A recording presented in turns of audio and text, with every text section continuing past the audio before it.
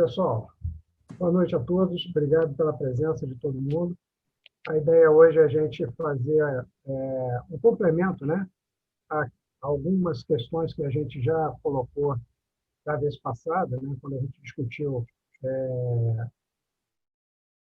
vista expositivo, né, com mais definições do que é a história postal e como ela deve ser abordada. Então, nessa segunda parte, a gente vai discutir um pouco mais a questão da percepção do julgamento de uma coleção de história postal, né? E, ao longo aí da apresentação, a gente vai comentar também alguns truques, né, que a gente pode, digamos assim, usar, né, para chamar a atenção, né, da nossa coleção, e também de alguns erros que a gente não pode cometer, porque os erros também chamam a atenção, e aí, nesse caso, eles penalizam a nossa coleção e, por isso, contribui para um resultado que não é aquele que a gente gostaria. Tá?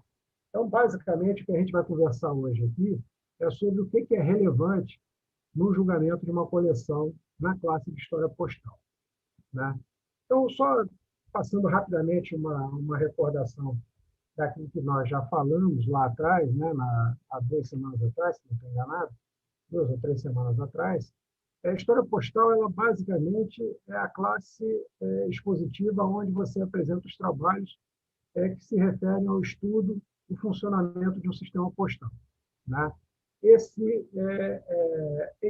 é feito através do uso dos selos, das cartas e de quaisquer outros documentos que tenham relação com aquela história que você quer contar, tá certo?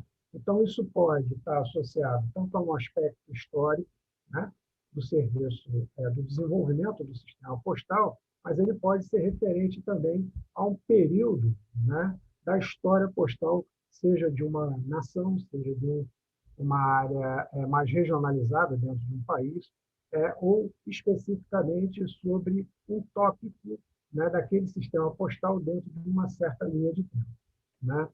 Então, a gente, ao longo de digamos assim, uma abordagem da história postal, questões mais específicas, como, por exemplo, desinfecção, né, cartas desinfectadas, cartas censuradas, todo esse tipo de material, ele é muito bem-vindo, né, nas coleções. Tá? E lembrando que uma coleção de história postal, ela deve ter, né, uma ordem cronológica, tá certo? Ela não deve violar o tempo, ou quando é preciso que ela retorne ao tempo, isso tem que ser devidamente explicado do porquê que isso está acontecendo, né? E a abrangência dela, evidentemente, pode ter um caráter regional, nacional ou mesmo internacional. Ou ainda, você pode montar uma coleção desse tipo, estudando o tipo de serviço. Por exemplo, serviço de correios marítimos, por exemplo, né? Do ponto de vista da competição, ou seja, de uma coleção que vai participar efetivamente de uma exposição competitiva, história postal ela se divide em 3 subclasses, né? A gente vai ver que essas subclasses, na verdade, elas se misturam, tá certo? Isso não é uma subdivisão muito formal, mas é para dar uma ideia de como é que é feita essa distribuição. Numa primeira subclasse, seria aquela história postal mais tradicional, aquela que se dedica ao estudo fundamentalmente das rotas, das franquias, das marcas postais associadas, portanto, a essas rotas e a essas franquias, né? Então, estuda o desenvolvimento mais tradicional, de uma abordagem um pouco mais tradicional dos serviços postais. Exemplos disso a gente já discutiu na vez passada. Você estudar a pré-filatelia, estudar a variação das tarifas, rotas de distribuição, correios militares, correio marítimo, fluvial, correio ferroviário, ambulante. Tudo isso, né, está dentro dessa primeira subclasse, que é uma subclasse bem generalista, bem ampla. Uma segunda subclasse seria a marcofilia. E essas coleções, na verdade, elas são pautadas nas marcas postais, menos nas rotas, menos nos serviços, né, que o correio presta, e muito mais nas marcas presentes no elemento postal estudado. Então, por exemplo, coleções de correios acidentados, correio desinfetado, censura postal, coleções de cartas taxadas, automação de serviços de correios, marcas de encaminhamento, né, os forwarders, né, que a gente tem aqui bastante no período imperial brasileiro, coisas desse tipo se encaixam dentro da marcofilia. Portanto, nesse caso aqui, mais do que a rota, mais do que o serviço, mais do que a distribuição, o que define o estudo são as marcas postais presentes nos documentos. E a terceira subclasse é aquela que está associada a estudos históricos, estudos sociais ou quaisquer outros estudos mais especiais. E elas são, essas coleções são entendidas como aquelas que fazem a relação entre área comercial, tá certo? Com o sistema postal, ou alguns aspectos inerentes ao nosso dia a dia social com o serviço postal. Então, nesse caso, está aqui os serviços telegráficos, cartões de felicitações, as cartas publicitárias ou as cartas registradas, tá certo? Estudos locais, regionais, históricos e estudos relacionados a grandes eventos ou a grandes efemérides, tá certo? Então, teve lá uma área que sofreu lá com um processo lá qualquer de terremoto, por exemplo, e por conta disso gerou um sistema postal ali mais específico para atender a essa nova necessidade. Isso vai se encaixar, então, dentro dessa terceira subclasse. Bom, além dessas subclasses, é muito importante a gente entender que, fundamentalmente, os 3 períodos, né, na história postal, né, mais ou menos bem marcados do ponto de vista da abordagem do julgamento. É claro que não necessariamente as coleções precisam estar encaixadas dentro de um só desses períodos, ok? Mas, fundamentalmente, a gente tem o primeiro período, que é tudo que foi produzido do ponto de vista do sistema postal até a criação da União Postal Universal, a UPU, né, que se dá em 1875. O segundo período, né, que são aí um período de 70 anos, que vai da criação da UPU até o final da Segunda Guerra Mundial, então, portanto, de 1875 até 1945, e todo o período que vem de 1945 até os dias atuais, que seria, então, esse terceiro período. De novo, insisto, no sentido de que não há impedimentos, tá certo, de coleções que, por exemplo, transitem, comecem, né, em 1800 e vão até 1900. Tá? Mas, do ponto de vista das estruturações que são, digamos assim, facilitadoras do entendimento do material, existem essas 3 subdivisões temporais. Bom, aí a gente também tem que pensar que tipo de material, né? Que tipo de material a gente deve considerar adequado para a nossa coleção. Fundamentalmente, quaisquer coleções inseridas na história postal geral e na marcofilia devem utilizar material circulado pelo sistema postal. Né? Então, a coleção é montada, né? Ela é caracterizada, ela é fundamentada, né, no estudo dos materiais, selos, cartas e selos postais e todos os demais documentos, né, que tenham passado pelo sistema postal, certo? Portanto, tenham sido trabalhados pelo sistema postal e que isso tenham ganho algum tipo de marca, algum tipo de sinal de que o serviço postal operacionalizou aquela entrega, aquela demanda de quem contratou o serviço, resultando na entrega desse material ao destinatário. Evidentemente que você pode ilustrar a sua coleção com mapas, impressos e decretos, isso não há impedimento quanto a isso, mas, como tudo, você tem que ter parcimônia no uso desse material, tá certo? E lembrar sempre que toda e qualquer coisa desse tipo que você coloque, ele tem que estar ligado àquilo que você está abordando naquele capítulo, naquela seção, eventualmente naquela página da sua coleção. Então, não pode estar ali simplesmente porque está, ou porque você não tem uma peça, você vai botar um mapa ali só para ocupar um espaço, tá certo? Isso não é visto com bons olhos, evidentemente, e isso vai te penalizar ao invés de trazer algum ganho. mas o uso correto desses mapas, de frações dos decretos, né, facsímiles, né, pequenos facsímiles de decretos ou de outros impressos, até mesmo coisas de imprensa da jornal, que publica uma variação de porte, por exemplo, tudo isso é aceito, mas usado dentro do princípio da parcimônia e, ao mesmo tempo, usado de forma que aquilo que está sendo mostrado está perfeitamente correlacionado com o que você está apresentando naquela ou naquela sessão. Tá? Com licença, Rubem, só uma dúvida. Eu li alguns anos atrás uma revista que obrigatoriamente esses mapas, impressos, decretos tinham que ser originais para estarem na coleção. Isso continua valendo ou pode ser cópias, impressões, enfim? Não. São cópias. Não tem nada de ser original. Não. Você não tem. Entendi. Você pode gerar um mapa, né, para mostrar a rota, por exemplo, que você está abordando, mas se você quer mostrar, por exemplo, um impresso que está falando sobre a variação de uma tarifa ou uma mudança de tarifa, você pode reportar isso a partir de um documento divulgado, seja do próprio correio, seja de um jornal, e colocar na sua coleção. Isso não tem esse impedimento, não. A mesma coisa vale para os decretos. Tá? Não tem Tá certo, obrigado. Você não precisa ser possuidor do original para poder expor. Tá? Até porque, Rubem, se me permite um comentário rápido, dependendo do assunto, você vai ter que produzir a própria base cartográfica, né?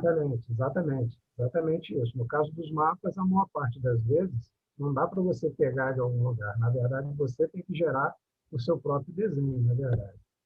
Então, ó, ele não quer ir para frente, nem para trás, então eu vou tentar aqui dar um escape aqui. Vou pedir um pouquinho de paciência, eu não sei. Opa, vamos lá. Outra coisa que é muito importante, né, que pode parecer uma coisa meio boba, é que a gente deve usar o bom senso na hora de montar a nossa coleção. Né? E esse bom senso ele passa pela ideia de que, independente de nós termos um bom assunto, esse assunto a história precisa ser contada. Então, como toda boa história, ela precisa ter um começo, precisa ter um meio, precisa ter um fim. Normalmente, a gente usa exatamente esse espaçamento de tempo, né, a cronologia do período, né, que a gente está abordando, para fazer essa passagem ao longo do tempo. Agora, é importante dizer que é necessário, né, para um bom resultado, que haja um balanceamento desse material ao longo desse tempo. Então, não adianta muito a gente ter meio bem mais fraco e um final mais ou menos. Isso não é uma coleção balanceada. O ideal é que você consiga ter, ao longo de toda a tua apresentação, material suficientemente bom, né, que mantenha a atenção e mantenha essa, digamos assim, constância, né, na qualidade do teu material. A gente vai voltar a isso daqui um pouquinho mais à frente. Então, o equilíbrio é a palavra-chave para o sucesso de uma coleção de história postal. Aí esse equilíbrio, eu insisto, ele não precisa ser equilibrado no sentido que você vai ter peças excepcionais do início ao fim, tá certo? Não é isso. Mas o equilíbrio ele se dá a partir do momento que você evita ter peças ruins ao longo do teu desenvolvimento. Tá? Essa que é a chave da questão. E outra coisa é que, evidentemente, que durante esse processo de apresentação, você precisa, né, descrever corretamente aquilo que você está mostrando, seja para o julgador, seja para o visitante, né, para a pessoa que está olhando, estudando, apreciando sua coleção. E essa descrição ela precisa ser concisa, né, ela precisa ser bastante clara. Ela não pode ter muita embromação. Já foi o tempo em que as descrições eram muito longas, muito pesadas. Hoje, né, se privilegia, né, as descrições mais objetivas, as descrições mais concisas e que contenham o máximo de informação possível, no mínimo de espaço, digamos assim, textual apresentar. Outra coisa é que, por exemplo, uma coisa que a gente retirou de dentro das descrições, né, e que até um tempo atrás a gente olhava, a coleção de história postal estava lá sempre dentro da descrição, é a questão das tarifas. Olha, se você vai abordar um certo período de tempo, né, já que a sua coleção tem uma cronologia, você pode simplesmente apresentar essas tarifas, né, postais, né, dentro desse período que você vai estar abordando, né, mostra ela numa tabela e, a partir daí, você não precisa fazer essa referência dentro da sua descrição. Só isso aí você tira uma, duas linhas do seu processo descritivo, porque nessa mesma tabela você já vai colocar lá um decreto que está controlando essa variação, né, o período em que ele teve vigência. Então, tudo isso sai de dentro da sua descrição, fica na sua tabela e evita, né, aquela constante repetição, que era uma coisa que incomodava todo mundo, que toda carta vinha, decreto, tal, repetindo sempre uma informação que pode ser dada de uma única vez, colocando no início da sua apresentação. Outra coisa, a inclusão desse material não filatélico, inclusive daqueles que foram referenciados ali anteriormente, como decretos, né, como scans de jornais ou coisas desse tipo, é preciso que se use isso com total parcimônia e só naquele momento em que seja fundamental. Tá certo? Você não pode abusar desse uso. E aí você vai estar apresentando material não postal e isso vai prejudicar o julgamento da sua coleção.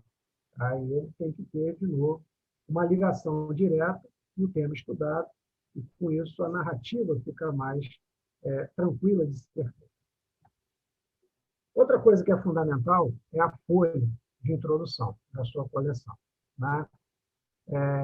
E ela tem que atender, digamos assim, ao título que você deu para a sua coleção. Então, você tem lá o seu título, a sua coleção, e essa folha introdutória ela precisa ser explicativa e concordante em relação ao título da sua coleção. Tá certo?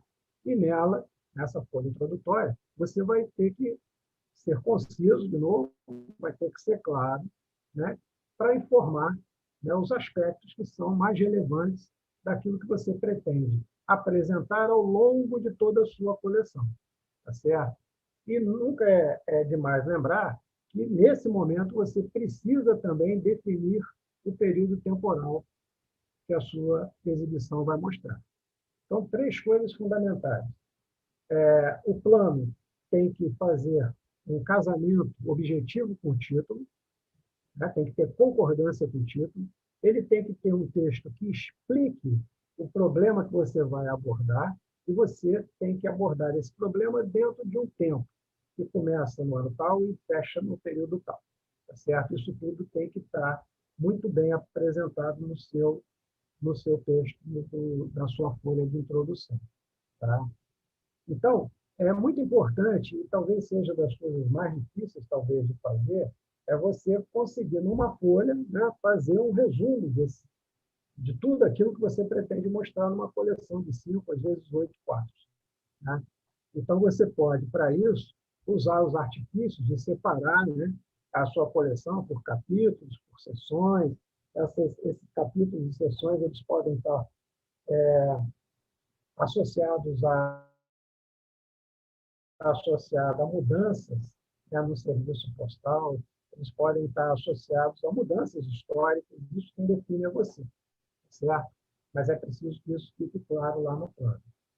Outra coisa que é muito importante, e daí também a necessidade, né, que eu sempre afirmo, da gente escrever sobre aquilo que a gente conhece, é que quanto mais você contribui, né, com estudos relevantes, né, sobre aquele assunto que você está abordando na sua exibição, mais pontos você vai ganhar junto a quem está julgando, porque vai ser difícil para aquele que está julgando contradizer, digamos assim, né, aquilo que você está apresentando. Afinal de contas, além de estar apresentando ali, você já publicou os trabalhos, você já deu divulgação aos seus estudos, então você começa a ficar também como alguém que é reconhecido, né, com contribuições para a filatelia dentro daquele tema. Então, é muito importante a gente escrever e dar, digamos assim,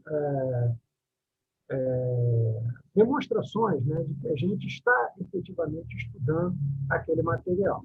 Tá? E outra coisa, a folha é tão importante também, ela é muito importante também, desculpa, ela é muito importante também porque ela é a primeira chegada ao corpo de jurados. Né? Porque em toda exposição, você, quando escreve a sua coleção, você tem que mandar, junto com a sua ficha de inscrição, a sua folha introdutória. E essa folha introdutória ela é distribuída ao corpo de jurados que vai julgar a sua coleção.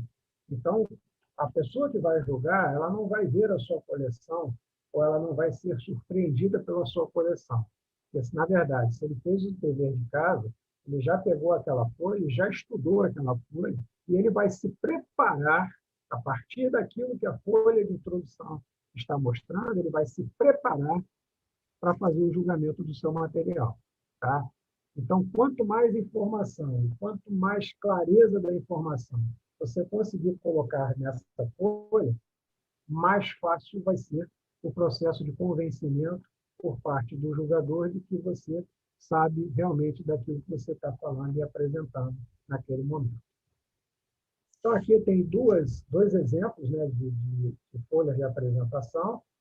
Essa aqui é uma folha de apresentação que contém, por exemplo, né, um mapa. Né?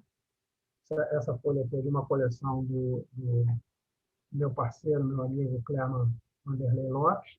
Né? Ele está estudando, né, a rota Brasil-Portugal, durante o período colonial, as companhias do período imperial, durante as companhias de transporte portuguesas. Então, ele está aqui, ele faz uma explicação do que foi esse serviço nessa parte inicial. Ele mostra qual é o objetivo mais específico desse estudo que representa essa coleção. Ele mostra como esse material estava organizado e ele coloca as principais referências bibliográficas, né, onde, portanto, ele estudou para chegar no material, no entendimento do material que ele está apresentando. Essa aqui é da minha coleção de história postal da província do Rio de Janeiro. Então, tem toda uma parte introdutória, certo? Aqui está a estrutura da coleção, subdividida em 3 seções. A bibliografia que eu utilizei, a bibliografia mais básica, né, que eu utilizei para o estudo do material que está apresentado. Né? Minhas fontes de pesquisa, que não estão necessariamente referenciadas nesses trabalhos, alguns agradecimentos, e aqui os highlights. Né? Os highlights são muito importantes, porque você já está dando um aviso, né, para aquele que está lendo a sua folha de que peças com aquela, digamos, com aquela moldurinha, no meu caso, né, elas são mais importantes. Porque não se ilude, ninguém, né, numa exposição, principalmente nas exposições internacionais muito grandes, o tempo que o julgador tem perante a sua coleção é um tempo restrito. Né? Então, ele vai olhar aquilo tudo, mas ele não vai olhar com atenção peça por peça. Não é assim que funciona. Então, na verdade, esses highlights eles funcionam no sentido de chamar a atenção do jurado. Olha isso aqui, isso é o mais importante. Agora, a gente vai discutir a importância um pouquinho mais à frente. Nem tudo é o mais importante. Você tem que ter, digamos, ali a consciência de marcar aquilo que você acha que efetivamente faz a diferença na sua coleção. Tá certo? Como é que é o sistema de julgamento? Bom, o sistema de julgamento ele é definido, né, por um conjunto de normas que a FIP, né, a Federação Internacional de Filatelia, define, né, ou definiu, está definido. E no caso da história postal, são 6 quesitos que são abordados, né, pelos julgadores durante o processo de avaliação. E, evidentemente, a pontuação máxima que você pode obter são 100 pontos. Tá? Eu nunca vi nenhuma coleção chegar a 100 pontos. Na verdade, eu vi já chegar algumas a 98 pontos, não me lembro de nenhuma de 99, mas acho que tem uma que chegou a 99. Mas 98 considera-se o 100, né?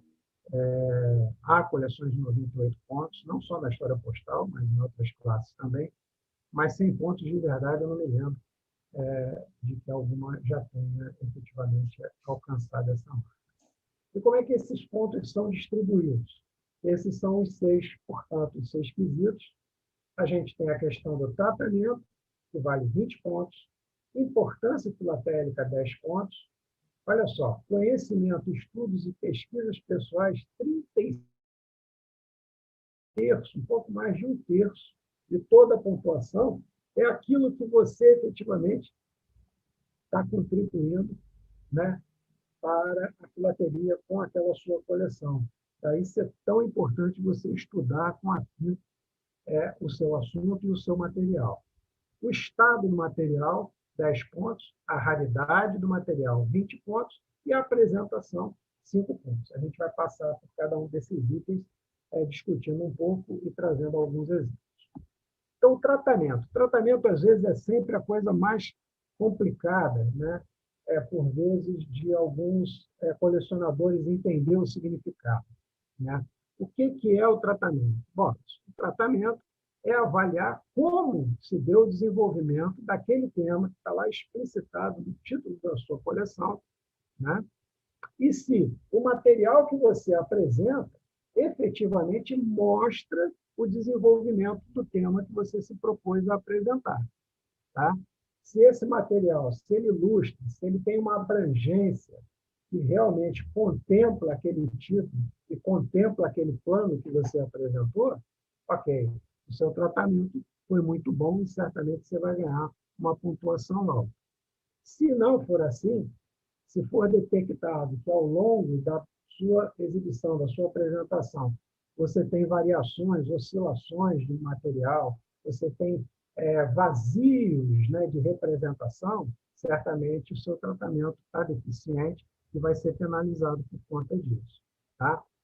Então, nesse caso, durante esse processo de avaliação do tratamento, os jurados eles estão vendo a relevância histórica e filatélica do tema que você definiu como estudo, né? E a dificuldade de duplicação do assunto exposto. Portanto, na verdade, se você faz um tema que é facilmente replicado, evidentemente que, mesmo que o tratamento dele seja muito bom, quando chegar na importância, você vai perder um pouco de pontuação, certo? Agora, é muito mais grave se você pega um assunto que pode ser replicado e você não consegue mostrar a abrangência que venha a ser considerada necessária para que ele se estratifique, né, numa boa qualidade. Então, há que se ter muita atenção, muito cuidado, né, digamos assim, como, né, você vai expor o seu material e como é que você vai emendar uma peça na outra para contar aquela história que está definida lá no seu título, lá no seu tema. Tá certo? E, obviamente, dentro desses princípios que eu já falei, a gente tem que tentar ser claro e preciso na descrição das nossas peças.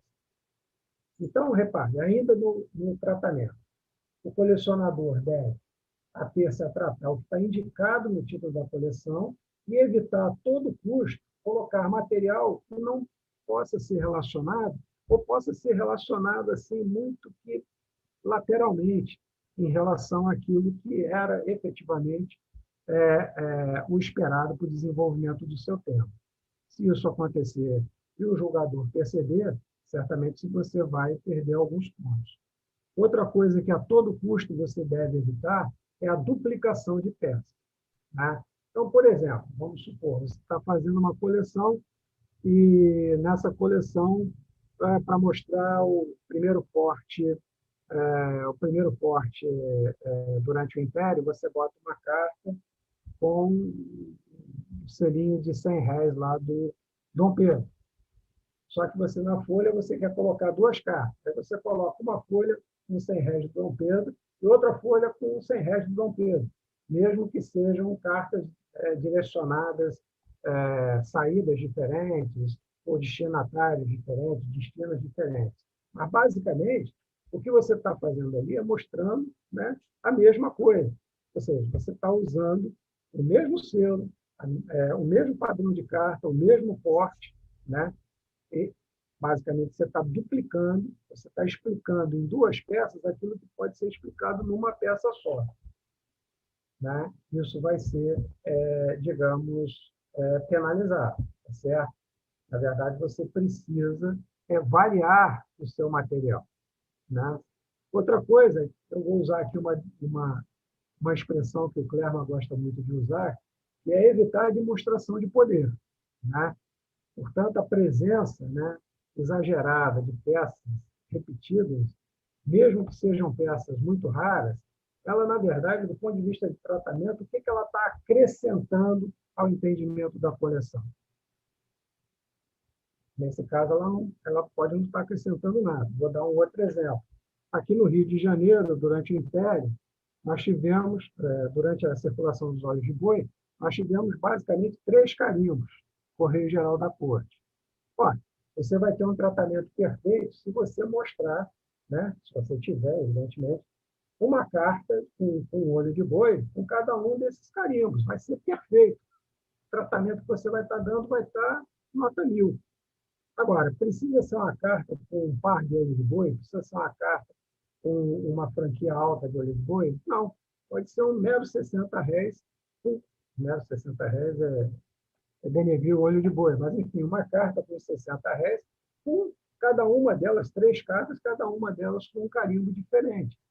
Isso vai dar sustentação ao seu tratamento. Agora, se uma dessas cartas que você tem, né, é um par de 30, ao invés de ser um 60, do ponto de vista de tratamento, repare, não muda nada. Agora, quando você for ser avaliado no quesito raridade, no quesito importância, um pouco menos, mas mais na raridade, realmente a sua nota vai subir um pouco. Mas, do ponto de vista de tratamento, colocar uma carta com olho de boi 60, um dos carimbos que foram utilizados aqui no Rio durante o período de circulação dele, ou colocar uma carta com um par de 30, do ponto de vista de tratamento, não faz qualquer diferença. A diferença pode ser feita em outro quesito, mas não no tratamento. Podem interromper, tá, pessoal? Se vocês quiserem. Aqui, então, eu estou dando aqui um exemplo de uma folha, né, montada pelo Clermont, e a gente vai ter muito material do Clermont, porque eu acho que o Clermont ele é um expert na montagem. A montagem do Clermont é sempre muito limpa, as peças são muito boas, muito bem escolhidas e muito bem estudadas. Então, eu vou abusar um pouco aqui do material dele para a gente ter uma ideia de como deve ser feito. Então, repare, ele está estudando aqui, né, o correio lá na província cisplatina, ou seja, durante o domínio brasileiro, né, o domínio, na verdade, o domínio português, no Uruguai, certo? Então, ele faz aqui uma introdução ao problema, ou seja, do ponto de vista histórico, ele está situando a questão, ele faz referência ao período colonial, tá certo? Né? Essa é uma carta de 1821, é um período colonial, e aqui, em 5 linhas, ele descreve toda a complexidade, né, que a carta apresenta do ponto de vista da sua origem, né, do seu percurso desde a origem até o seu destino final. Inclusive, explicando o significado dessas taxas, explicando cada um desses carimbos e tudo mais. Essa aqui é uma folha padrão, uma peça bastante rara, né? São poucas as cartas conhecidas nesse período, e perfeitamente explicadas num breve texto, certo? Um texto de 4 linhas, né? Mais do que o suficiente para que toda a informação necessária esteja ali demonstrada. Então, esse seria um padrão muito, muito aceitável para a representação de um material com um tratamento bastante bem elaborado. Aqui outro exemplo, tá? Nesse caso aqui também, saindo de Montevidéu e seguindo para Paris, só que agora já no período imperial, na carta de 1828, eu coloquei aqui para chamar a atenção para esse quadradinho aqui. Né? Nesse caso, ele coloca aqui que tem conhecidas 5 cartas saindo da província cisplatina em direção à França, reportadas 5 cartas. Repare, isso aqui é algo que precisa ser usado com extremo cuidado, né?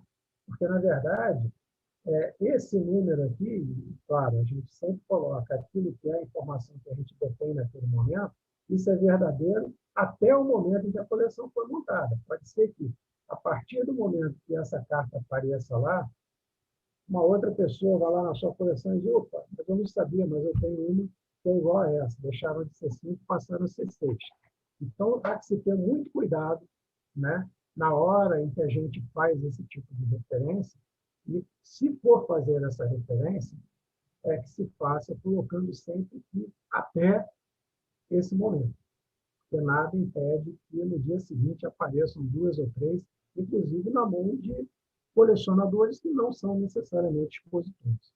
Tá certo? Outra carta também que mostra, né, aqui a abordagem, a explicação do que é uma money ledger, certo? Né?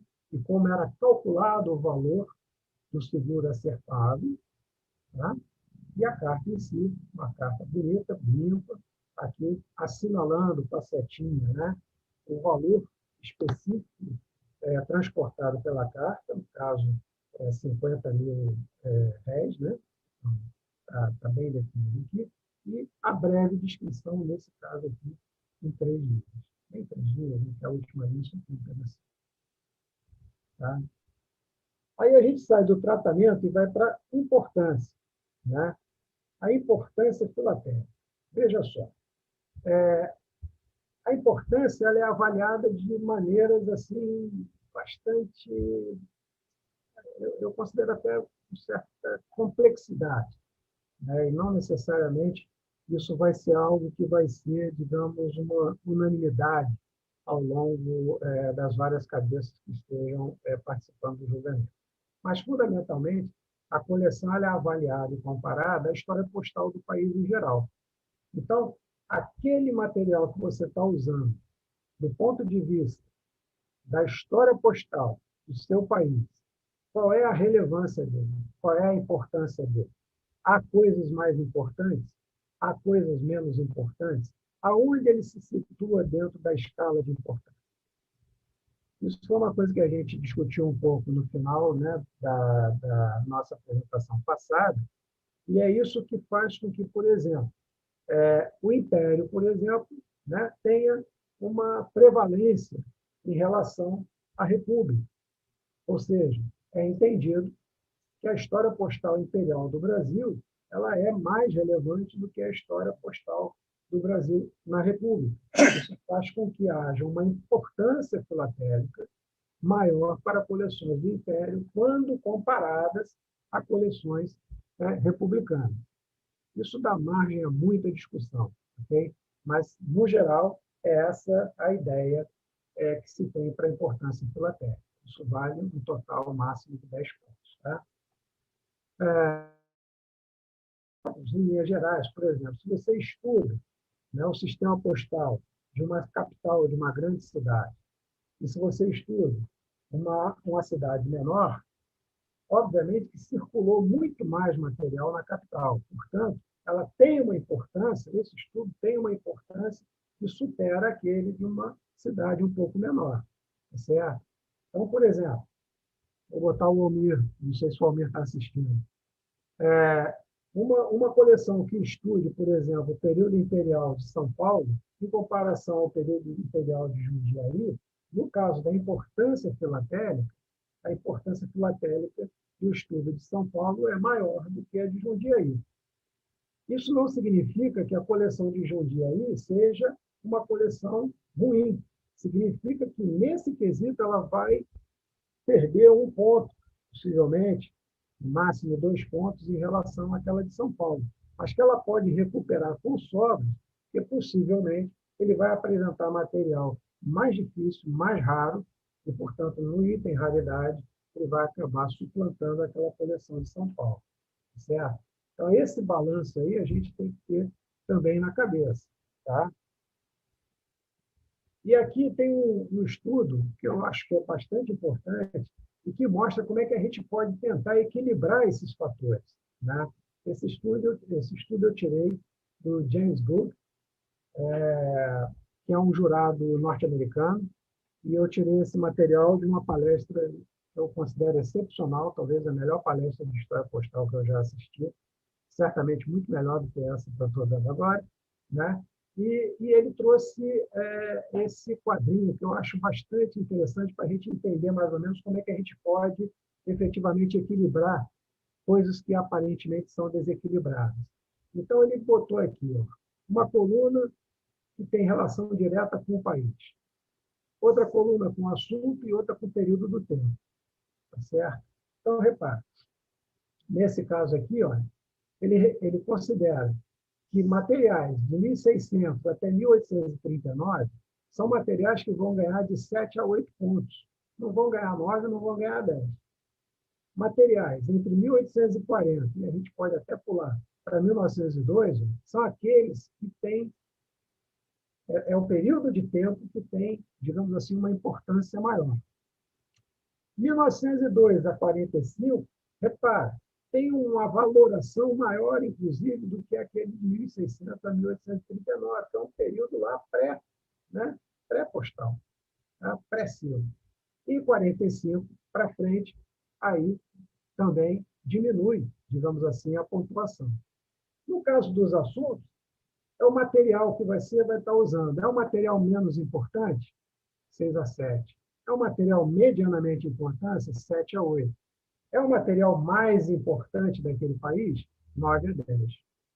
Agora, e os países? Os países mais importantes, aqueles medianamente importantes e os pequenos países. Quais são os países mais importantes? Inglaterra, Alemanha, França, Estados Unidos, né? Coisas desse tipo. Medianamente importantes: Brasil, Austrália, Portugal, Espanha, Canadá e pequenos países, basicamente aqueles que são pequenos mesmo. E ele usou um exemplo aqui comparativo de uma coleção, por exemplo, fictícia, tá? Do Reino Unido e outra de Granada. Ora, do ponto de vista da importância filatélica do país, o Reino Unido leva 10 e Granada leva 7. Do ponto de vista do material, a coleção, por exemplo, essa do Reino Unido, era um material mais simples. Levou 7 pontos. O material de Granada era mediano, levou 8. E dentro do período de tempo, esse material do Reino Unido era uma emissão de 1922, levou 8 pontos, certo? Né? Porque está nesse período aqui. Enquanto que Granada, por exemplo, era uma emissão de 1840 a 1875. Então, levou aqui, no caso, 10 pontos. Repara, na totalização, a mesma totalização. Então, na verdade, houve compensações. Quer dizer, é possível você equilibrar esses fatores, dependendo daquilo que você efetivamente está estudando.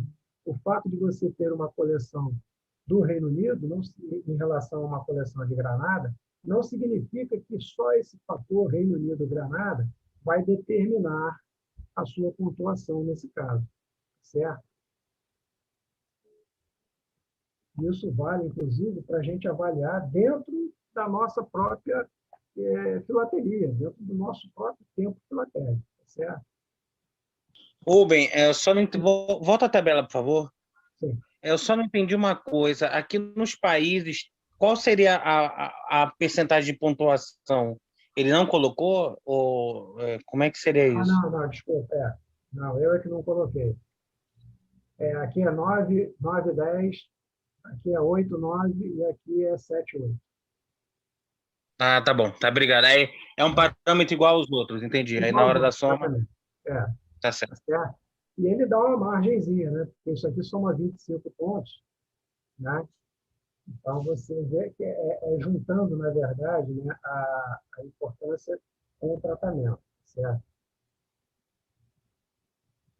Bom, outra coisa, ainda do ponto de vista da importância, né, é que o material exposto, obviamente, ele tem que ser relevante em relação ao tema que você está abordando. Então, nada de encher linguiça com material que não tenha importância de relevância. Sim. Posso uma pergunta? Por que é considerado medianamente importante, já que é o segundo país e tem uma filateria fabulosa? Basicamente pelo volume, né, de material disponível e pela quantidade de colecionadores, né? Tá? Na verdade, não é necessariamente a importância do ponto de vista da filateria, do estudo filatélico, mas do interesse que desperta e da possibilidade de você ter várias coleções montadas em cima do material, né? Não é só por conta digamos assim, de ser ou não o país, é de você ter a possibilidade de replicar essa coleção por conta de interesse de muito mais pessoas, né? Ou seja, tem muito mais pessoas que colecionam Inglaterra, Alemanha, Estados Unidos do que colecionam no Brasil. Então, isso faz com que, por exemplo, esses três tenham um nível de importância maior do que efetivamente do Brasil. Agora, quando a gente chega... Foi o Jacques, né, que fez essa pergunta? Foi. Então, Jacques, quando a gente chega no nível das grandes coleções, isso aí desaparece, tá? Isso aí desaparece.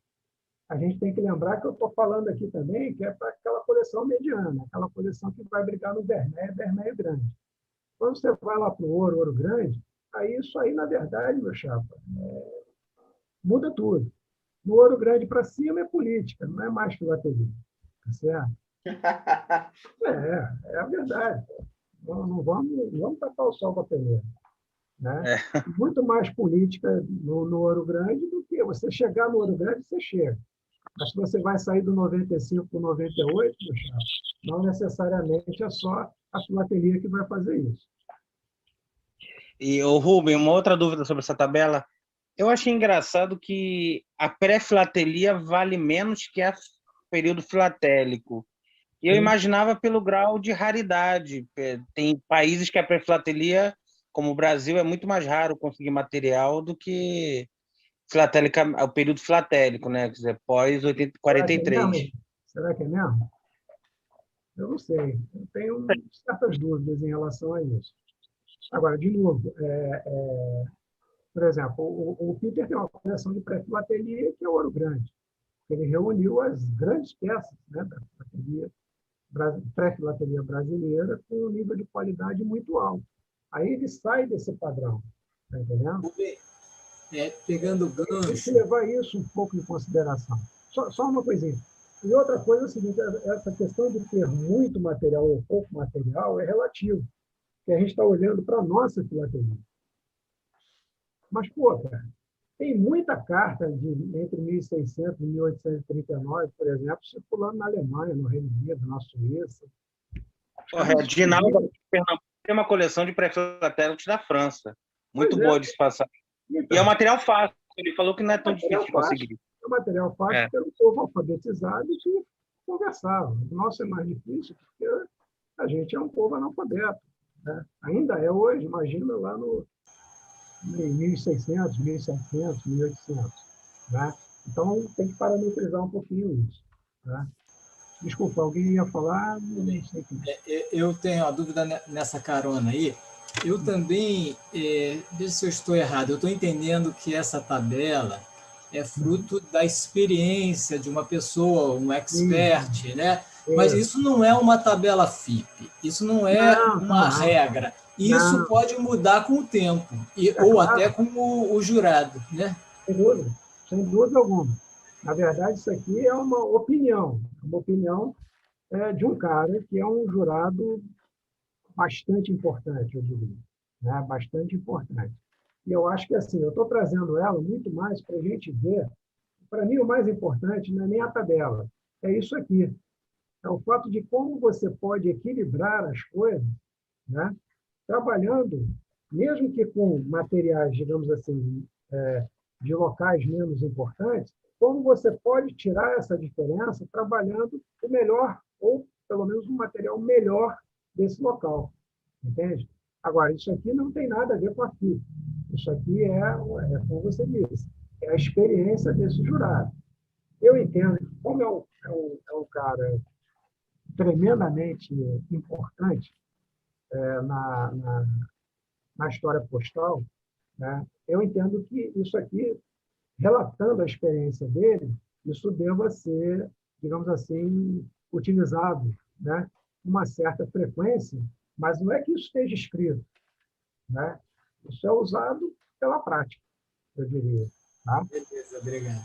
Mas isso pode, evidentemente, mudar de caso para caso. É como eu estou dizendo, quando você chega nas grandes coleções, nas coleções 93, 94, 95, aí esquece, meu chapa, aí está valendo tudo. Né? Aí até a Saint-Pierre Miquelon, aqui, por exemplo, né, nas exposições que nós fizemos aqui, tanto na Brasiliana quanto na Brasília, né, e eram coleções de Saint-Pierre Miquelon, por exemplo, que é uma ilhazinha pequenininha, e que obteve pontuações altíssimas. Né? Entende? Então, nesse caso, isso aí foge um pouco do padrão. Como eu falei, eu estou também aqui fazendo uma apresentação para o cara que está ali no Vermelho Grande. Né?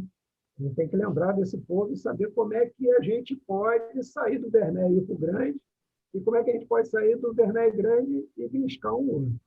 Tá? Rubem, antes de você seguir, o Wilson está com a mão levantada. Fala, Wilson.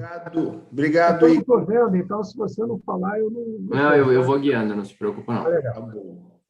Obrigado, Igor.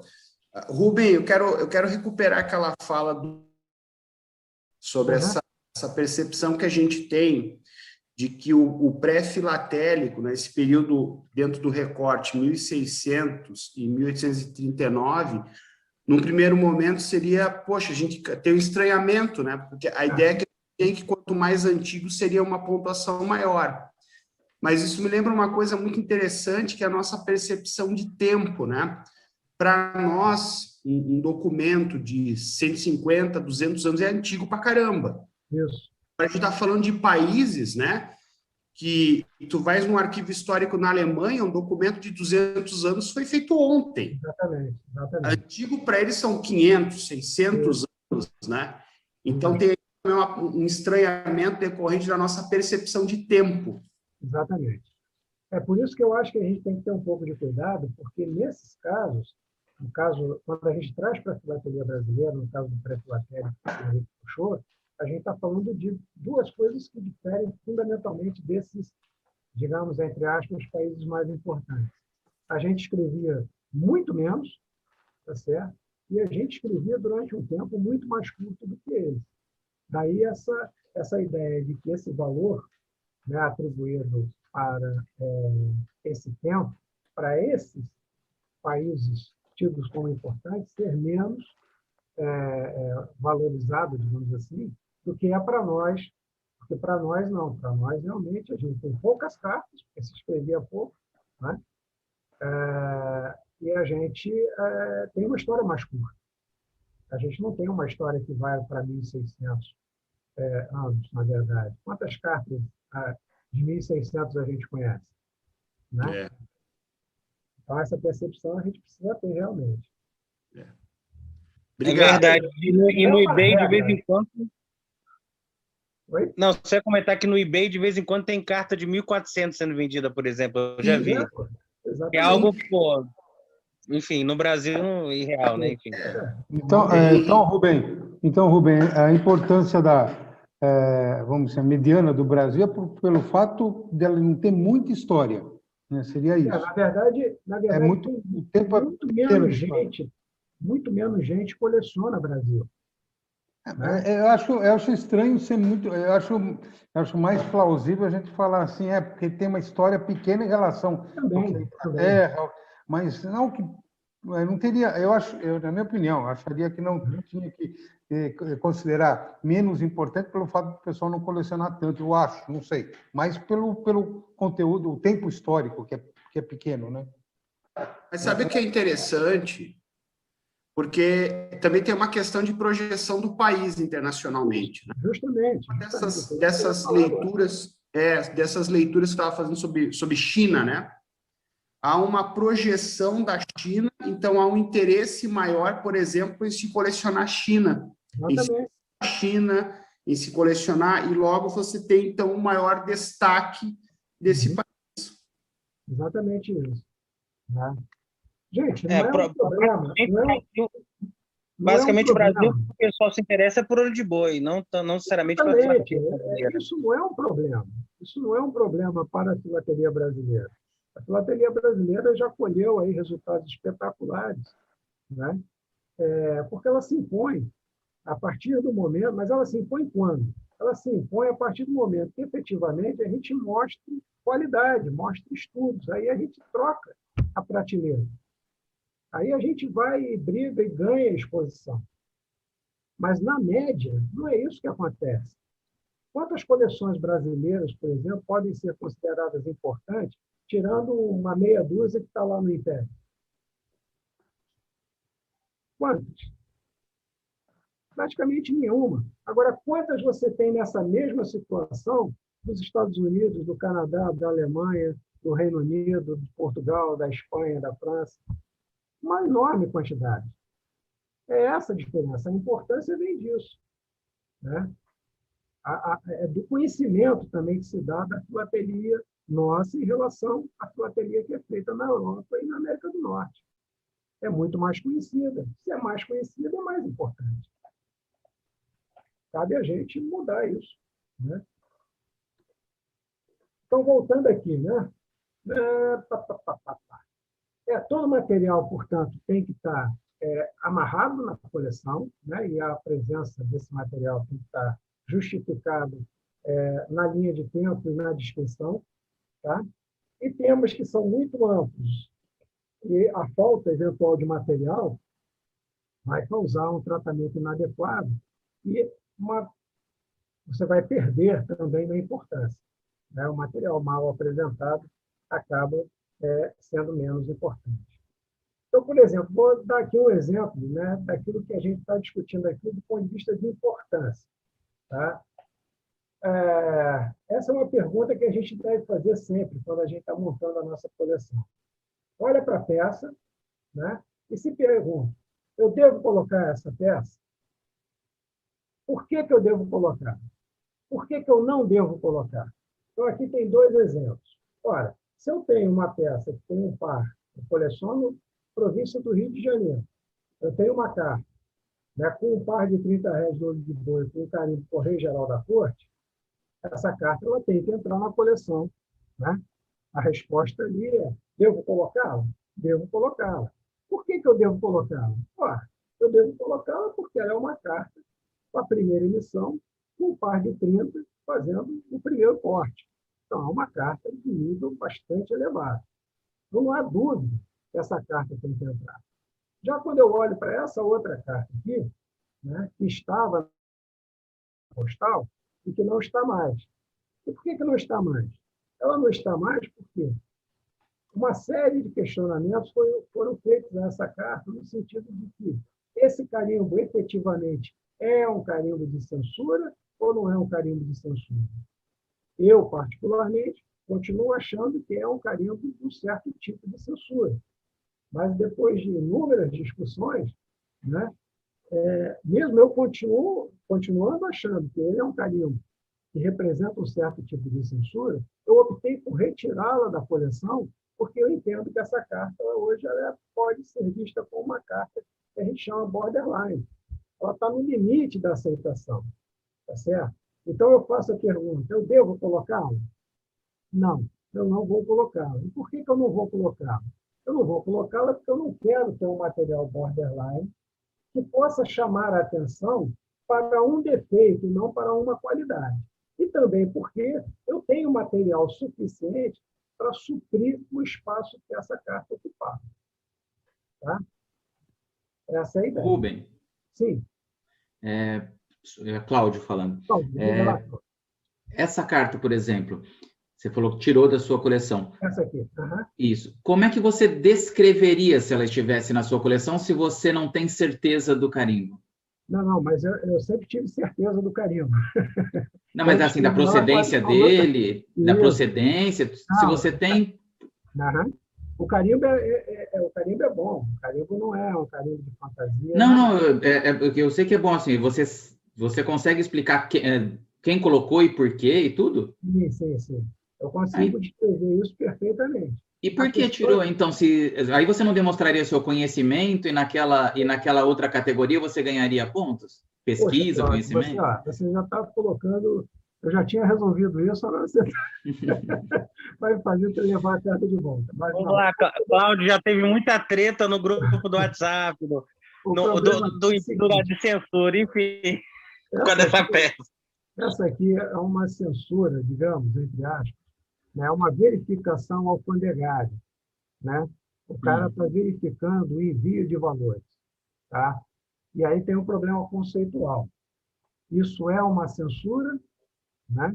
Ou isso é simplesmente uma verificação alfandegária que não tinha o intuito de censurar?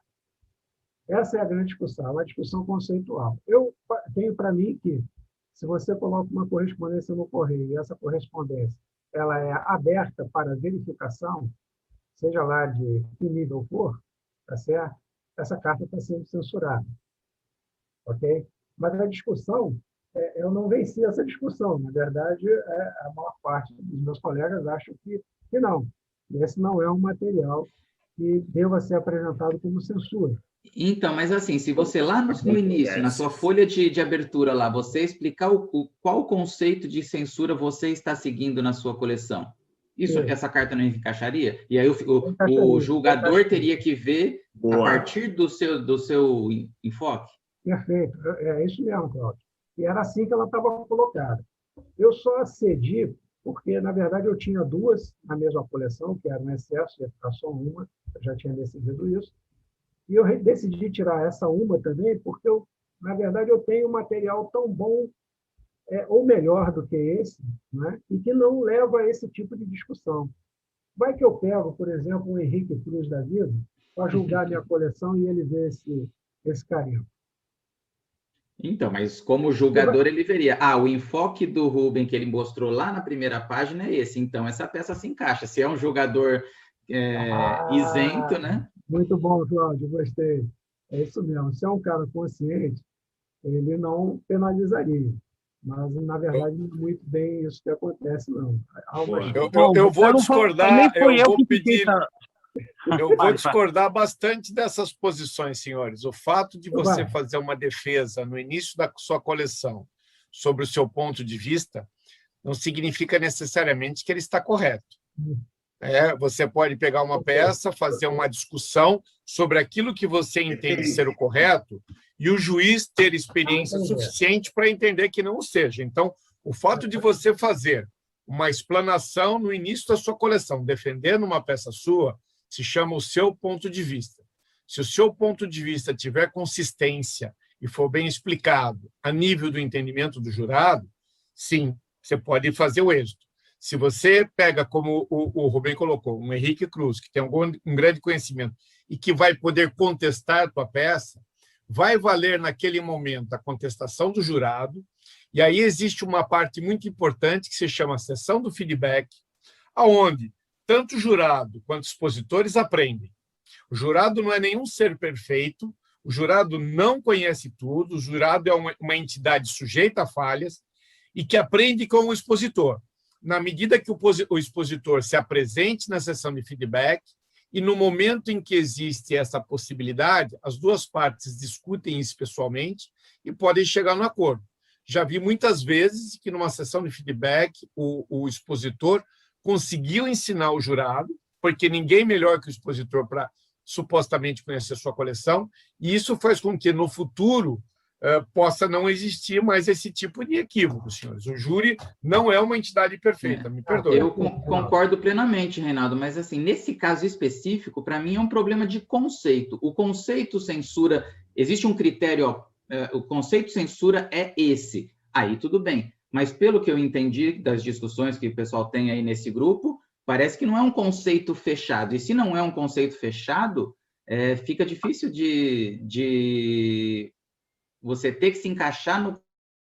Não, você tem que se encaixar no conceito do jurado. Volto a insistir, o jurado é um ser normal, sujeito a todo e qualquer tipo de erro. Eu concordo muito com a colocação do Rubem. Eu acho que até você fazer 95, 96 pontos, ele é 100% dentro do fair play, um pouco mais, às vezes, às vezes, por um showroom que você tenha feito, um livro que você tenha publicado, que dê maior visibilidade para a sua coleção. Grande Prêmio é um outro mundo que não compensa nem discutir aqui. O que eu quero dizer é que aquilo que pode ser óbvio para você não necessariamente vai ser óbvio para o jurado, e nós temos que entender que as coleções cada dia mais são mais especializadas. Isso também. E na medida que você vai partir para uma maior especialização, e o Rubem colocou muito bem isso, mais importante é a sua descrição do material. Toda peça que é dúbia, eu diria que até você ter um consenso sobre ela, o expor vai te permitir sofrer, às vezes, por desconhecimento, por falta de divulgação, uma penalização. Porque até você vê que eu também tenho uma dúvida, ou eu também não sei, ou eu fiquei na dúvida se eu exponho ou não exponho. Melhor coisa sobre isso, escreva um artigo sobre o material, dê vazão ao seu conhecimento para que as pessoas possam aprender com o que você está fazendo e, com isso, ganhar notoriedade essa pesquisa que você fez. Ponto. Não tem outra forma. Pessoal, olha só, eu vou falar isso um pouquinho mais adiante. De novo, esse filatelista jurado, James Borg, ele fala o seguinte. Acabei de falar com ele agora no telefone. Ele me ligou para conversar e disse: cara, eu não posso te atender agora, porque eu estou acabando de ver em falar que foi a melhor palestra que assistiram. Eu falei: então acaba de assistir, depois me manda, que alguém falando bem de mim é um negócio raro. Coincidentemente, ele acabou de me ligar. Olha só, mas olha só, ele coloca uma questão que é muito interessante, Cláudio, que é o seguinte: se você precisa argumentar sobre a peça, ou seja, se a sua explicação não foi suficiente, é melhor tirar. Eu literalmente falo disso um pouquinho mais adiante. Ele coloca argumentação contra explicação. Ou seja, se durante a explicação você não conseguiu, né, se posicionar perante quem está julgando, ou convencer quem está julgando, é preciso argumentar. Olha, é assim, é assado, é por causa disso, por causa daquilo. Ele diz que não é o momento de colocar a peça, é melhor tirar a peça e fazer, eventualmente, isso que o Reinaldo colocou. Discute a peça fora, né? Discute a peça fora e depois, havendo consenso, leva a peça de volta. Claro que às vezes as 3, 4 linhas, às vezes as 3, 4 linhas que você tem para explicar a peça não são suficientes, porque ela precisa de um contexto histórico e tal, né? Exatamente. E precisa levar em consideração o pouco tempo que o jurado tem na frente do quadro para poder fazer a avaliação. Ele não vai ler linha por linha, página por página, para poder entender, buscar e avaliar. Mas o jurado tem pouquíssimo assunto, tempo né? para avaliar. Eventualmente, essa carta aqui, o cara vai olhar e vai passar batido. Mas é um risco que eu acho que eu não preciso correr. Agora, a carta está aqui em casa, vai ficar guardadinha aqui. Ela continua na coleção, ela só não é exposta. Nesse momento, ela só não está sendo exposta. Como o Reinaldo Macedo falou, a SPP está aí para isso. Quiser, é vontade. Essa coisa interessante, né? A gente está com uma carta aqui, o Correio Geral da Corte batido em cima de um par de olho de boi, e a gente está 10 minutos discutindo a cartinha de censura. Olha como é que a filatelia está mudando, gente. Então, é um dado importante, rapaz. Então, mas eu só levantei isso porque eu gostei pra caramba da peça. Assim, eu, particularmente, como não sou conhecedor, nunca tinha visto isso. Um carimbo mandando você olhar o verso do envelope, eu acho muito legal. Fiscal, exatamente. Rubem, é uma peça para um artigo, não para uma exposição, não é isso? Talvez já. Talvez. Eu acho super estranho você bater um carimbo na frente para olhar o verso. Por que você não bateu na frente direto? É porque ele abriu lá atrás, cara. Então, mas, entende? O visto foi feito. Acho curioso. E a questão é a seguinte, não é que não há um consenso, a gente até já teve muita discussão sobre o que seria a censura postal, a gente percebe que em cada período há um conceito e há uma interpretação pelas entidades públicas que regem isso. E o que falta mesmo são pesquisas, são o que a gente já discutiu, já falou muito, procurar em fontes primárias, procurar notícias de jornais da época, legislação da época, poder entender. É que a gente chega na discussão, eu não fui nem um dos que foram mais alvoroços contra essa peça, mas eu também acredito que não tem a ver com censura postal, tem a ver com outro tipo de fiscalização que ocorria durante a Primeira Guerra Mundial. Mas isso não é papo para agora, não, enfim. Vamos em frente, que rapaz, a gente vai acabar... Senão a gente fica até meia-noite aqui, né? Igor, você vai ter que abrir uma parte 3 aí. Vamos lá. Então, é isso que eu estou pensando, porque eu estou olhando para o relógio, você ainda falou, vai ter coisa mais para frente? Eu falei, ferrou. Ai, cara, falta bastante coisa aí. Vamos lá, então. Vamos mais um pouquinho aqui, pelo menos, então. Então, olha só, outra coisa importante, aí puxando em relação a essa discussão toda, que eu acho que é muito pertinente, viu? Acho que é muito legal, acho que a gente precisa efetivamente discutir isso que a gente estava discutindo aqui agora, tá? Outra coisa que a gente precisa discutir é o seguinte: a gente deve comprar qualquer coisa? Não. Hoje, depois de, sei lá, 30 anos comprando, eu digo para você, não, a gente não deve comprar qualquer coisa. Tá certo? Então, por favor, amigos, sempre se pergunte, por que eu devo comprar essa peça? Né? Por que eu devo comprar essa peça? Porque ela vai encaixar direitinho no espaço que eu tenho? Porque ela vai preencher uma lacuna na minha discussão, né? No meu tratamento? Ou eu devo comprar essa peça simplesmente porque ela é bonita, então eu vou substituir uma que não é tão bonita por ela? Ou simplesmente eu vou comprar essa peça porque eu quero ter ela na coleção, não necessariamente para expor? Agora, tirando esses motivos, por que eu devo comprar? Simplesmente porque ela está oferecida? Aí depois a gente olha aqui e diz assim, pô, mas eu tenho 4, 5 cartas com o mesmo carimbo, com a mesma qualidade. Para quê? Dinheiro jogado fora, né? Eu podia ter comprado uma só e com o dinheiro das outras 3, procurado uma marca, por exemplo, ou uma marca diferente que eu não tenha, ou pelo menos uma carta melhor para substituir uma que não esteja com uma qualidade tão boa e que está lá na coleção. Então, a gente sempre deve... eu sei que é difícil para o colecionador, é difícil para mim, acredito que deve ser difícil para todos, a compra por impulso, né? Não, vamos perguntar por que a gente está gastando aquele dinheiro, se vale a pena gastar aquele dinheiro. Outra coisa que a gente deve ter muito clara é quais são as minhas perspectivas com a minha coleção, onde eu quero chegar com ela. Ora, se eu monto uma coleção com a Bisneto, com a série Bisneto, seja ela uma coleção tradicional ou de história postal, eu não posso ter a pretensão de achar que eu vou ganhar um grande prêmio FIP, né? A minha pretensão ela tem que estar balizada no tamanho que a Bisneta tem, que aquela emissão tem, que aquele período postal tem. Então, eu posso ter uma ambição que é chegar no vermelho grande. Dá para chegar. Mas eu tenho que ter claro que chegar no ouro eu não vou chegar. Então, isso não pode ser motivo de frustração, o fato da gente não chegar naquela prateleira que a gente acha que deveria chegar. E a coleção não chega até lá. Ela sozinha não vai até lá. Por mais que você tenha todo o material possível e imaginável daquela série. Aquela série ela não tem a importância que outras séries têm. Por isso, ela já sai de um patamar mais baixo. Ela tem uma limitação.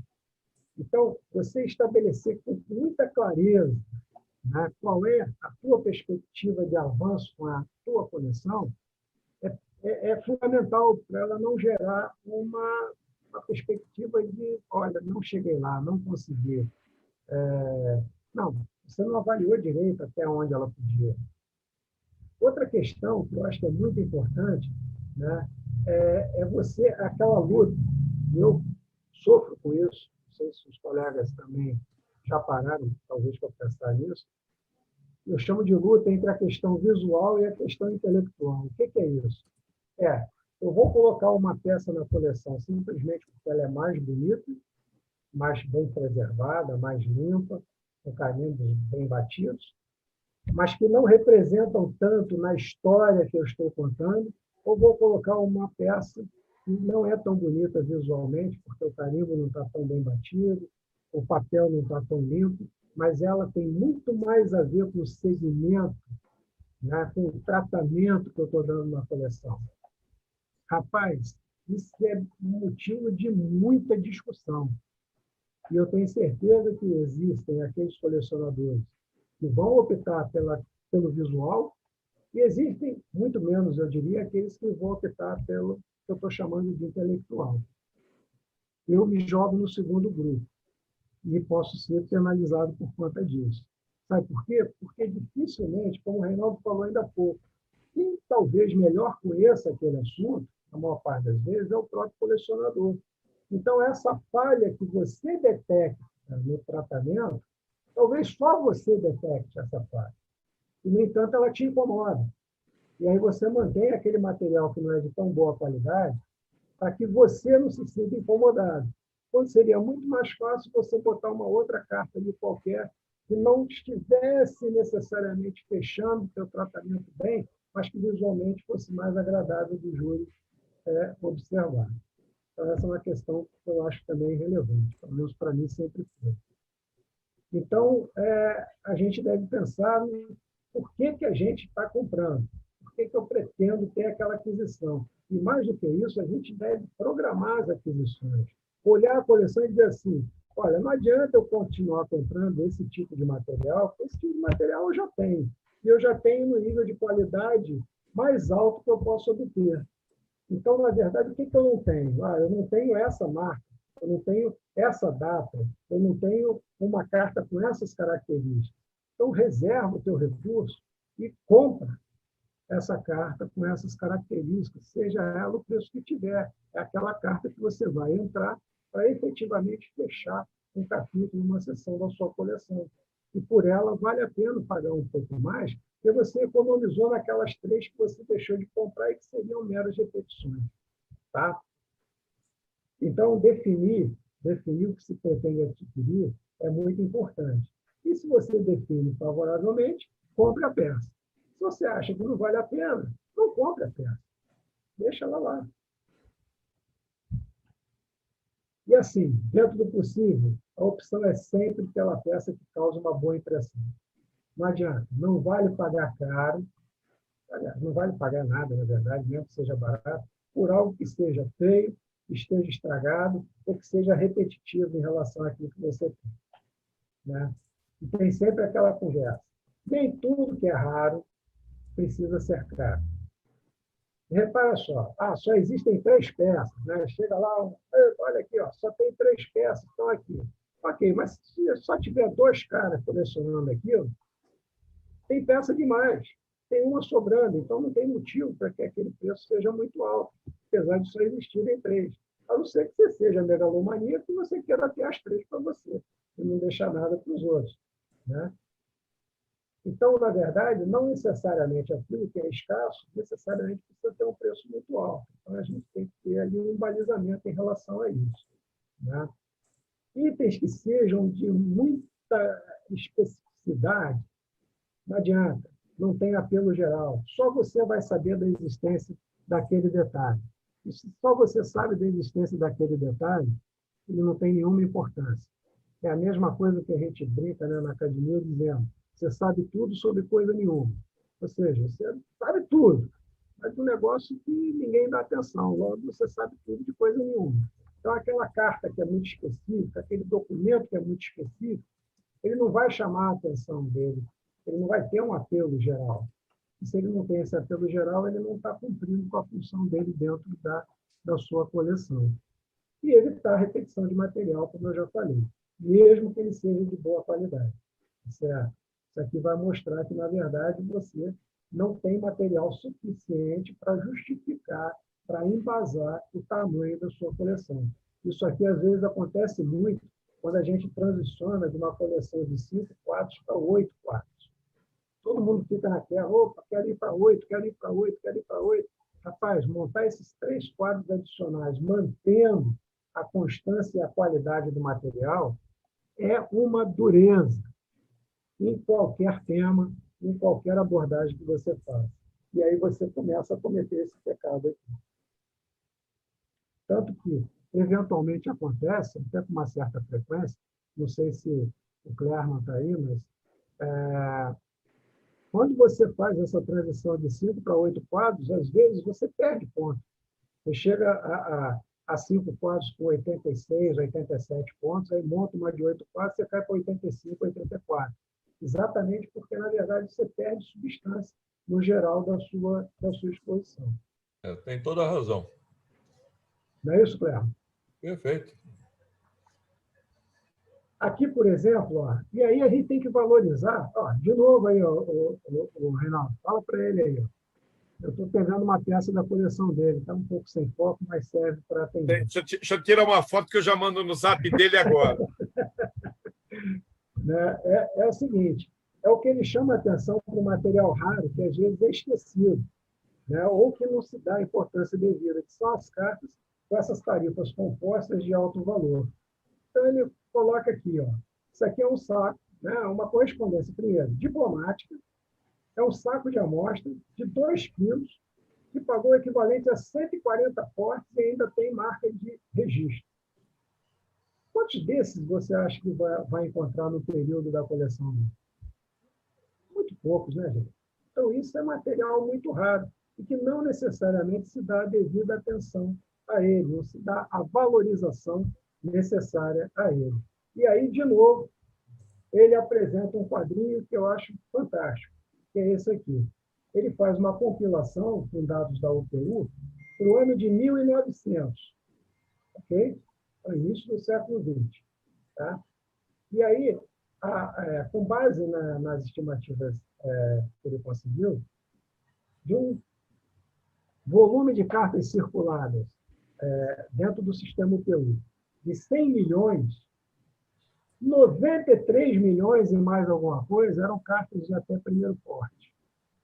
5 milhões eram de segundo porte. 1 milhão e pouquinho eram de terceiro porte. Acima do terceiro porte, só 200 mil cartas em 100 milhões. Isso é raro pra caramba, gente. Isso está no nível da raridade, proporcionalmente, de você comprar uma carta do olho de boi, com olho de boi. Então, isso é um material muito raro. Então, se você tem uma carta lá, nessa faixa, de 1900, tá? Em que você mostra que você está trabalhando com quarto porte ou coisas maiores do que o quarto porte, o nível de raridade desse material é extremo, porque naquele ano, estatisticamente, circularam não mais do que 200 mil cartas, uma totalização de 100 milhões pelo sistema da UPU. Então, a gente precisa levar isso para as nossas coleções, precisa pensar nisso para as nossas coleções. Então, sempre procurar, no caso, né, na hora que a gente está montando, procurar. No que você passa do primeiro para o segundo porte já é um salto fenomenal. Já é um salto fenomenal. Você está em 5% das cartas circulares. Então, de cada 100, 5 cartas só foram de segundo porte. Então, isso já dá um aumento no nível de raridade do seu material muito grande. Rubem, em Dom Pedro, os portes maiores é só Boris Frère. Aí tem neguinho que diz que Boris Frère não é... Não, pois é. No caso do Dom Pedro, Jacques, a gente tem uma distorção por causa do Boris Frère, né? Porque, na verdade, é uma correspondência volumosa, né? E realmente só de altos portes, até porque o cara usava aqueles pacotes pesados, né? Só o pacote, se ele não mandasse nada dentro, só o pacote já ia pagar um porte mais alto. Então, realmente, no caso do Dom Pedro, isso distorce um pouquinho em relação a esse quadro, tá? Eu tenho consciência disso. Aliás, eu e o Clerman estávamos conversando sobre isso ontem, se não me engano, anteontem. O Boris Frère, na verdade, ele distorce um pouco isso. Mas, se a gente tirar do Dom Pedro, né, não levar em consideração o artigo do Boris Frère, a gente volta para a normalidade. Mas você está certo. No caso do Dom Pedro, vou fazer uma exposição só de Boris Frère. A curva é violada pelo arquivo do Boris. Isso é certo. Então, ainda sobre a importância, né? É aquilo que eu estava falando, Jorge. Se você tiver que argumentar sobre a importância de qualquer item, é porque ele não é fundamental. Ele não é tão importante quanto você pensa. Entendendo aqui, argumentar quanto explicar. Ou seja, se a explicação que você dá para a presença daquele item for suficiente, ok, o item está no lugar certo e ele é importante para o desenvolvimento do tratamento da sua coleção. Mas se você precisa argumentar em cima dele, aí é porque, na verdade, talvez ele ainda não esteja pronto para ser tão relevante quanto você pensa que ele seja. E foi baseado exatamente nesse aprendizado, que também foi a partir da palestra do James, é que eu optei por tirar aquela carta da coleção de censura, pelo menos por enquanto. Outra coisa importante é a gente não esquecer que existe uma teoria da relatividade filatélica, né? Que afeta a percepção de importância. No sentido de que eu monto a coleção, escolho as peças, a coleção está super bonita, super bem montada, com peças excepcionais, mando para uma coleção, mando para uma exposição aí de alto nível, aí o cara do lado me bota uma coleção sobre o mesmo tema, tá certo? Mas só que a coleção desse cara, que está do meu lado, do meu vizinho, né, tem peças muito mais fantásticas do que as minhas, que eu já considerava fantásticas. E aí? É a teoria da relatividade filatélica. Ou seja, a minha deixou de ter a importância que tinha, porque do lado tem uma que é muito mais importante. Então, proporcionalmente, eu perco para essa que é muito mais importante. Um dia o Clermont, por exemplo, pode contar a história dele com a coleção de França dele na exposição de Washington 2006, que tem muito a ver com essa teoria da relatividade filatélica. Tá? Então, isso é muito importante a gente levar em consideração. Então, até mesmo a escolha eventual de qual exposição eu devo participar para ter um melhor resultado deve ser levada em consideração pelo expositor, né? Outra coisa que não se sustenta na história postal são aqueles itens, né, que você considera importante por alegada raridade. Então, por exemplo, você tem lá uma carta em que o picote do selo está deslocado. Numa coleção de história postal, isso tem importância? Isso pode ter importância na tradicional, isso pode ter importância para você, isso pode até ser raro ter aquele selo deslocado. Mas, do ponto de vista do tratamento, da importância filatélica numa coleção de história postal, é basicamente irrelevante. Tá certo? Então, a gente também tem que ter cuidado com esse tipo de coisa. Tá? E raridade, por si só, não garante importância, já que preço também não garante importância. Tá certo? Você pode ter uma peça muito cara e ela não ter essa importância toda. Você tem uma peça baratinha, que encaixou e que explicou com perfeição um porte que praticamente era desconhecido. Pronto. Essa é muito mais importante do que aquela peça de R$10.000 que você comprou. Ainda sobre importância, a chave é isso aqui, pessoal. Consistência, né? A coleção tem que ter consistência.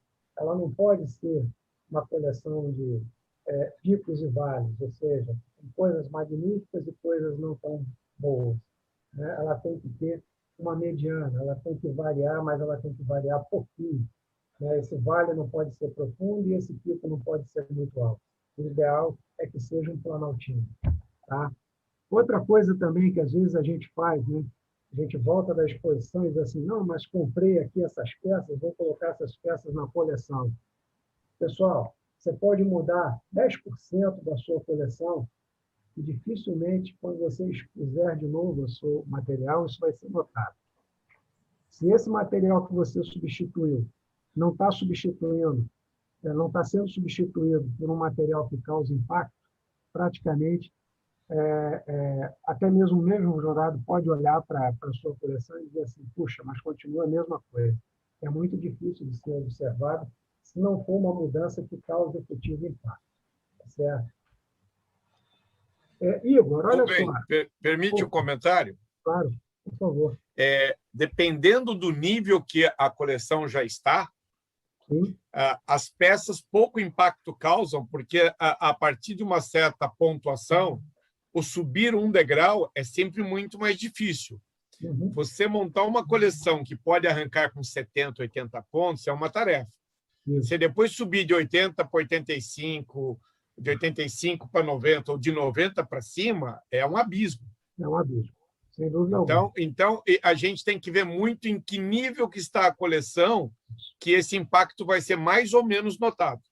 Exato, isso vai de encontro àquilo que eu falei antes, né?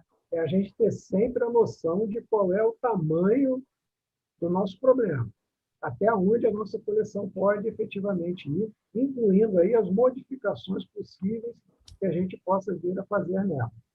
Isso é certo, tá? Ok? Agora, é preciso causar impacto, né? E o que causa impacto? Gente, no geral, o que causa impacto mesmo é isso aqui, ó. Uma boa montagem, a beleza que a coleção traz, a beleza que a coleção mostra, a cor do material, tanto da folha quanto das peças, a distribuição, o layout, o frescor. A gente tem que ser mais Picasso e menos Rembrandt. Eu já ouvi isso há muitos anos atrás, escutando a conversa de um jurado com um expositor. Ele está certo. Tendo variedade de material. Ora, uma coleção de história postal não precisa ser só de cartas, ela pode ter bilhetes, cartas-bilhetes, e tudo mais que você possa imaginar. Fragmentos, sacos de amostras, e vai por aí afora.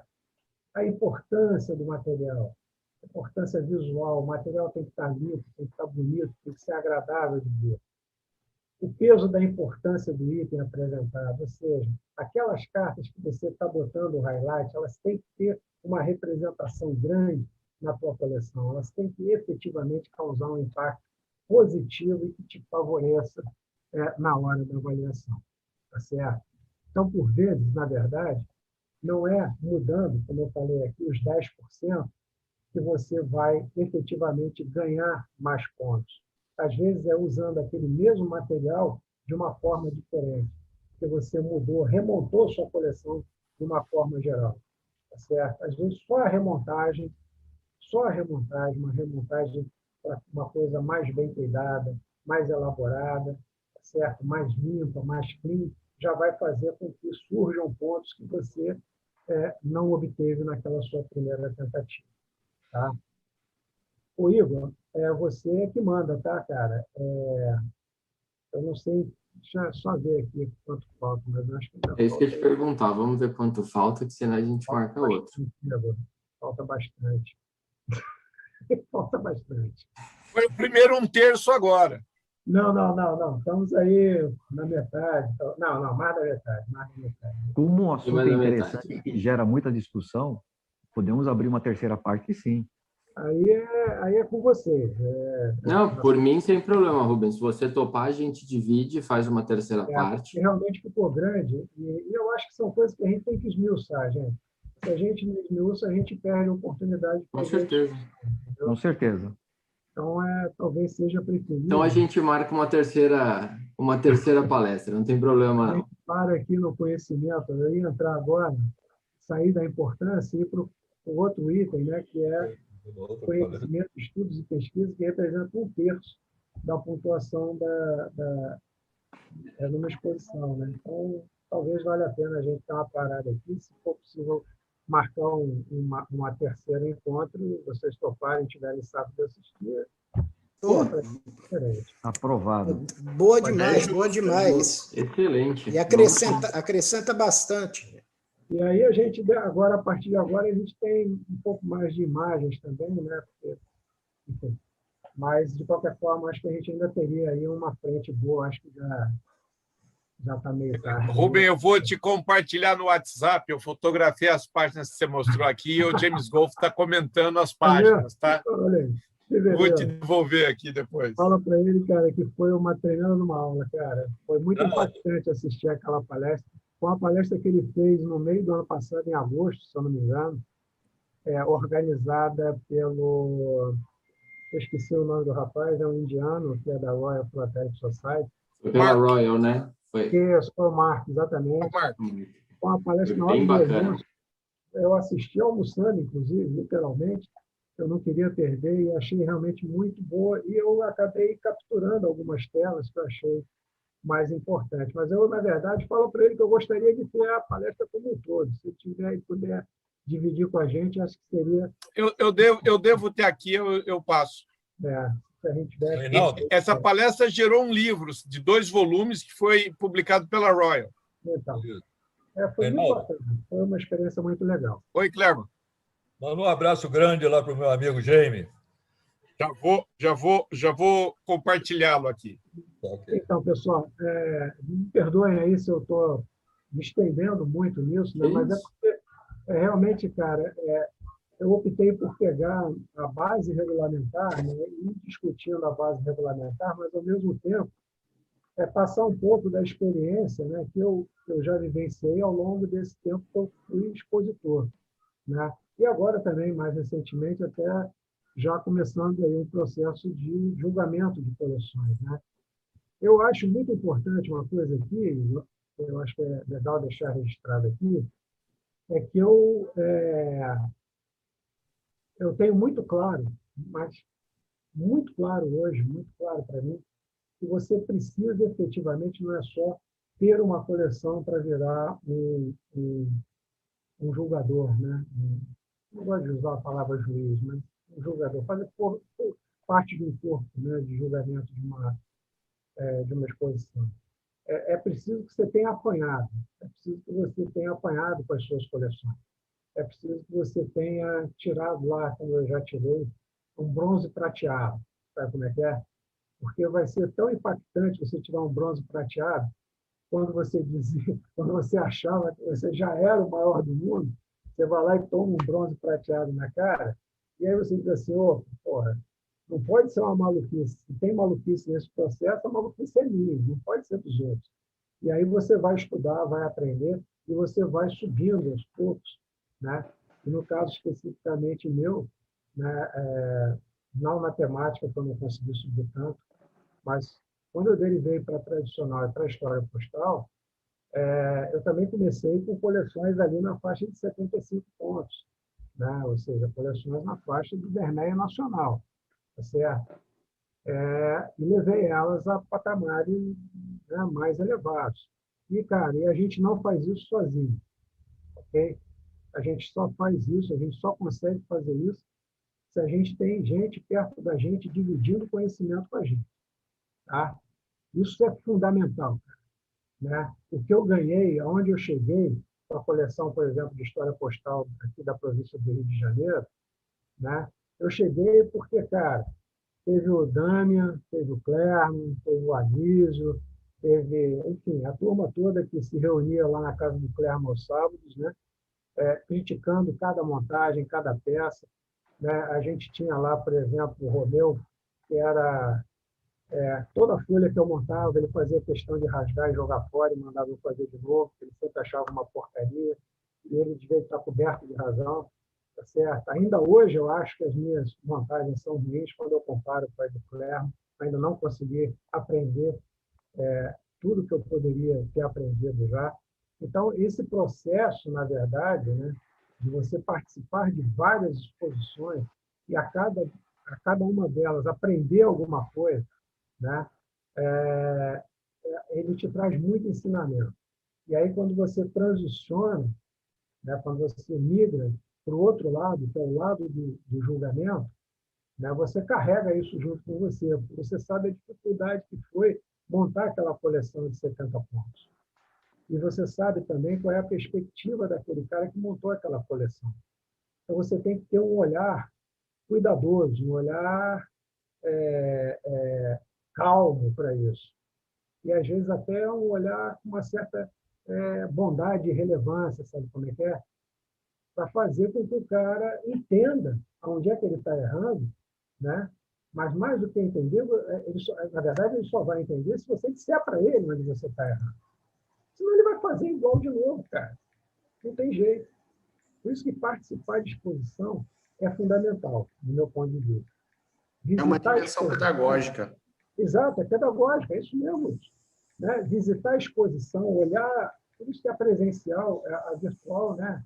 É claro que ela, para o julgador, você examina ali, literalmente, um monte de coisa, passo a passo. Mas, cara, não tem nada como a presencial. Porque na presencial, o material está ali e não é só você que está olhando. E o material ganha uma outra dinâmica. Ele está idealizado no seu tamanho correto. A cor da folha é a cor correta, a cor da carta é a cor correta. Tudo tem maior correção. Mas, mais do que isso, enquanto você está olhando, está passando um outro cara que está olhando também, e aí você vai trocar com o cara e, às vezes, você vai perceber uma coisa que você ainda não tinha percebido. Você vai aprender alguma coisa que você ainda não tinha aprendido. E quando você, eventualmente, como jurado, você chega e diz para alguém, olha, mas a sua apresentação está ruim, ou pelo menos a sua apresentação podia ser melhor, você chega e carrega o cara numa que está melhor do que alguém e diz, é assim que tu tem que fazer. Essa aqui é uma apresentação 5 pontos. Por isso que a sua é 3, é 4. Você tem o elemento comparativo. Né? E isso é pedagógico, como o Wilson falou. Né? Isso faz parte do processo de aprendizado. Então, mais do que simplesmente ter uma coleção que te habilite, eventualmente, a fazer uma prova para ser jurado, eu acho que esse processo, né, essa construção que a gente faz, ou pelo menos que eu fiz, ao longo do tempo, tomando pancada, reclamando de resultado, às vezes com razão e outras vezes sem razão, hoje eu sei, né? Faz com que você tenha um olhar de julgamento um pouco mais, como eu diria, apurado. Né? Eu usar refinado, mais apurado, mais cuidadoso, eu diria. Sabe?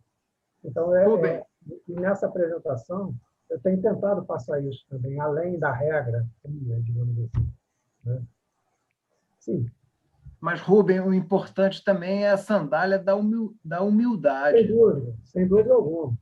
Sem dúvida alguma. Não vale nada a pena se o cara não entender isso. Né, Jacques?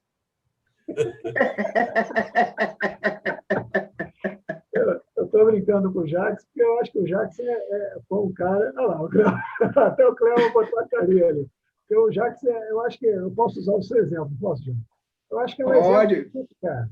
Um material excepcional,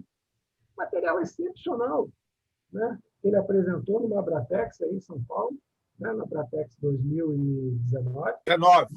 19. Material excepcional. Mas, cara, como coleção, com muitos equívocos. E aí, pacientemente, a gente passou mais de 1 hora, se não, né, Jacques?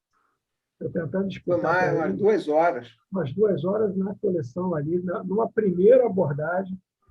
Depois eu escrevi um relatório para o Jacques. Né? E depois, simplesmente, ele percebeu que podia ser diferente. E no que ele percebeu que podia ser diferente, ele vestiu as sandálias da humildade, como ele gosta. E disse assim, dá para me ajudar? Dá para fazer do jeito certo? E aí a gente juntou lá com o Clerma e fizemos de um jeito que, assim, não adianta eu dizer que ficou melhor. A minha satisfação é saber que ele sabe que ficou melhor. Né? É ele ter a satisfação de hoje olhar para a coleção dele, remontada do jeito que está, e perceber que ela efetivamente ficou melhor. E muitos desses pontos que eu abordei aqui, como o que comprar, o que colocar, aonde colocar, o que é importante, cara, estava tudo lá na coleção dele. Tudo. Perfeito. Estava tudo lá. Ok? Então, eu acho que é um exemplo legal. Que bom que tu voltou dos Estados Unidos e que está aí assistindo, eu posso falar diretamente e contar com o teu testemunho, digamos assim. Então, eu acho que... Eu já adianto que agora eu conto com a coleção do Jacques também lá para a Helvetia, tá? Helvetia ano que vem é uma boa opção para você poder apresentar a tua coleção. Sim, sem dúvida alguma. Já fora. Sem dúvida alguma. O Rubem já vai mandar, então pronto, a gente leva junto. Eu vou tentar mandar de censura, vamos ver se vai. Então é isso, pessoal. Tem muito ali da... Mas vai com ou sem o carimbo de censura?